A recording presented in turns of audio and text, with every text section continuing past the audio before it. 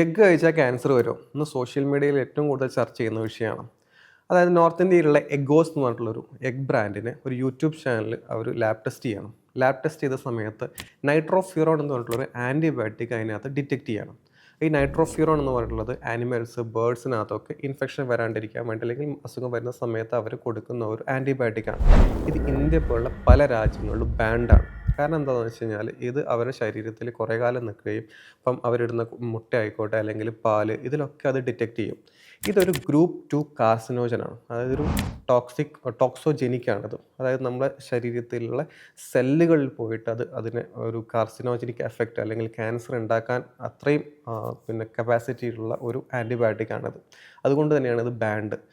So ഇത് ആ ഒരു പെർട്ടിക്കുലർ ബ്രാൻഡിൻ്റെ കേസാണ്. നമ്മുടെ നാട്ടിലുള്ള കോഴിമുട്ടകളിൽ അല്ലെങ്കിൽ എഗ്സിനകത്തൊക്കെ ഈ പ്രശ്നം ഉണ്ടോ എന്നുള്ളത് നമ്മൾ ലാബ് ടെസ്റ്റ് ചെയ്യുക തന്നെ വേണം. നിലവിൽ അങ്ങനെ ഒരു സ്റ്റഡി നടന്നിട്ടില്ല.